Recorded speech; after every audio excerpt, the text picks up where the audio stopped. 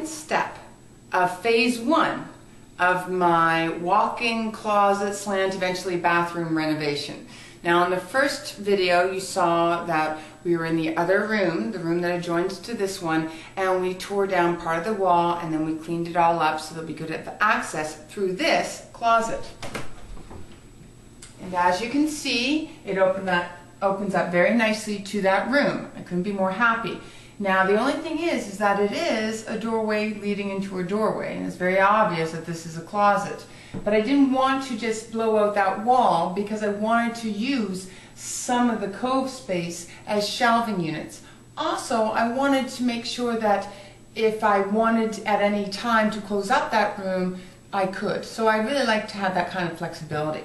So the thing is that I have designed a special shelving unit for this area that I think is going to function very well. Let's take a look at that. Okay, so what we're looking at is my closet plan provided by the Google SketchUp. It is a free program which I have actually blogged about and has helped me on numerous different designs. Wonderful features for 3D and for trying to figure out how you're going to create things such as this closet that you're seeing before you. So my design ended up not being my dream closet, but something that I could actually do in a couple of days and still stick to my budget. So the first two shelves that you see are actually 6 to 7 inches away from each other, and they're about 10 inches deep, and what they provide are spaces for my shoes. Then after that I have a larger, deeper shelf which will accommodate other things like shirts and pants. And underneath that I have a rod which will accommodate hangers for my pants. Now I have a 34-inch inseam because I am 6'2", so I've made sure that this is actually tall enough to accommodate my pants without it actually going on the bottom of the floor, because you don't want dust on your clothing. The other side of the closet, I'm going to do the same thing, except that I'm going to add in another shoe rack because I actually do have a lot of shoes, and everything will be lowered because of that, and then that rod will be about a foot lower, and that will accommodate my shirts. So let's hope we can make this design come to life. So as you can see on that plan, I've got everything figured out. I hope. We'll see. So the first thing that I'm going to have to do is I'm going to have to put a sheet of gyprock on this wall here, make it nice and smooth, and then I'll mud it all in, and then I already have all my measurements, already bought all the wood that I'll need, and I'll put in the shelving units, and then I'll paint it all up, and you know, hopefully we'll get this done today. So the first thing I would like to show you is a great way to cut that gyprock. So gyprock is relatively easy to cut if you know the right tools. When I first started using gyprock, I really didn't know that there was a special knife to cut it, and I would use an X-Acto blade and a straight edge, and it would crumble and I'd get tired, and it really took a lot out of me. This is a special knife that is used to cut the gyprock. Now there's a lot of different variations of this, but it has a nice beveled edge where you can score the gyprock, and then it has several teeth that are quite sharp, and they're specially created so that it goes right into the gyprock, and it cuts very, very easily without actually putting too much strain on your arm, and also without cracking the gyprock. Now you're going to notice that I am famous for not hanging painting straight and not being able to cut a straight line. In fact, when I went to university for my interior design degree, Nelson, hello Nelson, used to make fun of me all the time for the fact that he had no idea how in the world I could not follow a line. It was right there, straight edge, everything, still can't follow it. So I'm warning you that my cut will not be precise, but I'll fix it later. So the first thing to help me on my way, because I already know how bad I am at cutting straight lines, is I've got my T-bar, and I've already measured what I wanted for the walls, and I'm just going to draw the line straight over.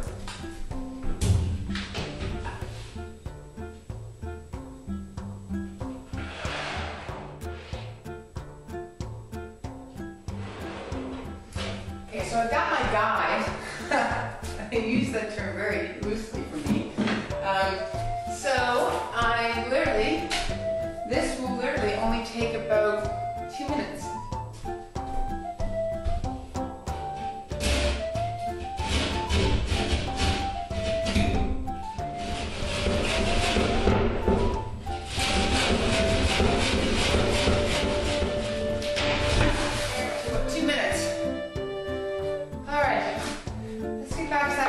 Shall we?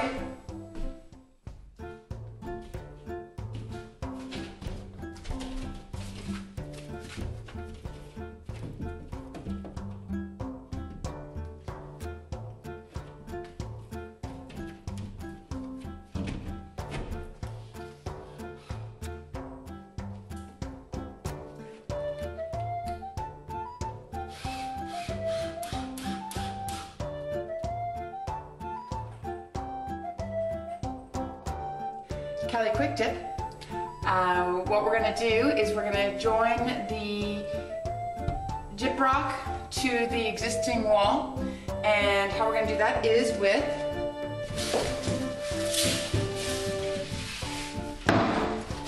this drywall tape. Now you can get these in different types. One is it's like a plastic mesh, and there's a wire mesh, and there's a whole bunch of different ones that you can use. I really like this one. It's really inexpensive. It's just a paper, and it's very easy just to cut and to any length that you want.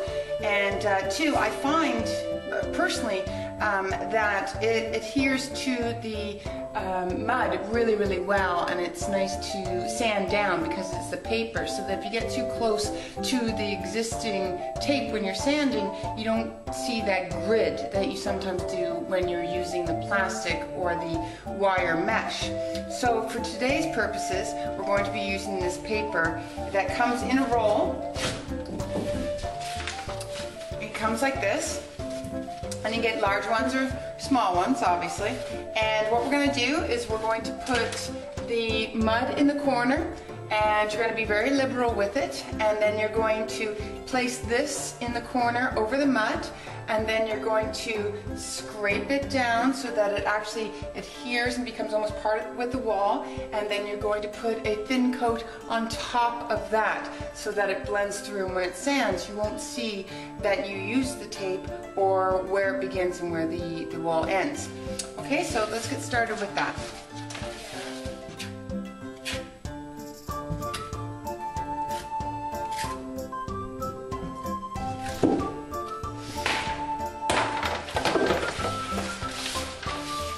Now, just like I said, I'm only going to do a small area so you can see what I'm talking about. I'm going to take that tape,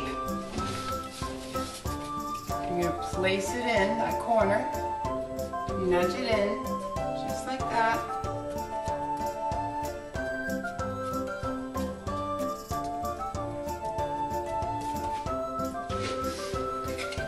Now I have one of these spatulas that I use from time to time, not all the time, that is actually made for the corner so that you can get a nice smooth fit.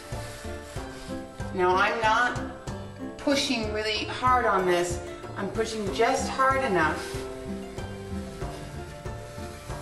that it fits snugly in the wall. Put it over it.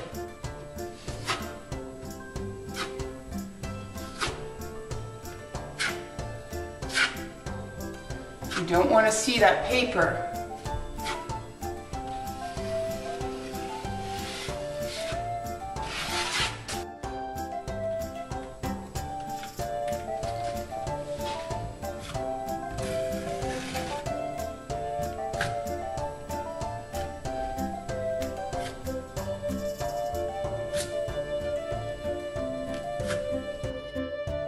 Now, like I said, renovations don't have to be difficult. They can be very easy and very enjoyable if you have the right tools and patience to do it correctly. So that's going to dry nicely. And then I'm going to come in and sand it down. Some people are better than others at plastering. I'm not the best in the world plasterer. I always use too much and I always end up sanding down. But my walls also look good and you never see the edges.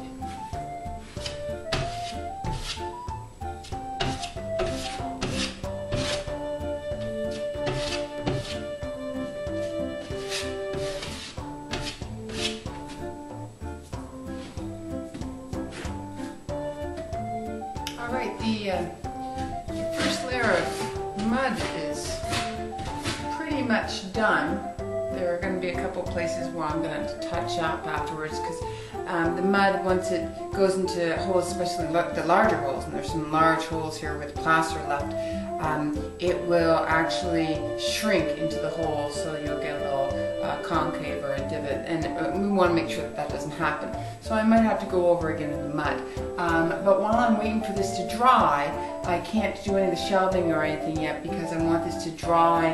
Then I'm going to sand it and then do the shelving. So I'm going to do the door frame here while I'm waiting for this to dry, and that'll be it for today. Now I have my two sides that should fit nice. And then once these are all in nice and plumb, then what I'm going to do is I'm actually going to get a thinner piece just for up top. I don't have it right now, so we'll just deal with what we've got now and worry about the rest later.